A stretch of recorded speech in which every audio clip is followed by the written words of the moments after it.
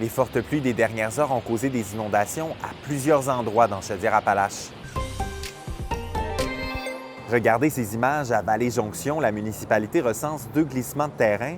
L'eau force la fermeture de certaines routes et de la piste cyclable.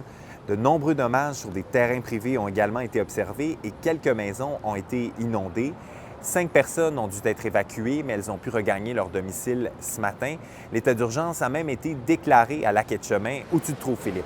Les dégâts sont impressionnants ce matin à la suite de ces inondations un peu partout en Chaudière-Appalaches. Et on a un exemple ici au camping Lac-Etchemin avec ce ruisseau qui, en fait, n'existait pas il y a 24 heures.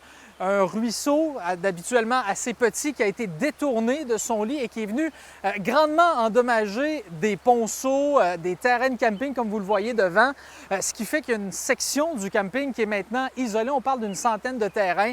Il y a des roulottes qui ont dû être évacuées hier en soirée. Heureusement, plus de peur que de mal, mais maintenant, beaucoup de travail, beaucoup de pain sur la planche pour les propriétaires qui doivent nettoyer ça le plus rapidement possible parce que c'est le début de la grosse saison de camping. Et ailleurs sur le territoire, il y a aussi beaucoup de travail à faire pour des routes qui ont été lourdement endommagées.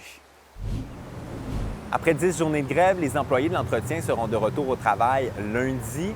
Les autobus feront donc leur apparition sur le réseau graduellement puisque chaque autobus doit être inspecté avant de rouler. Les métrobus reprendront du service comme à l'habitude dès le matin.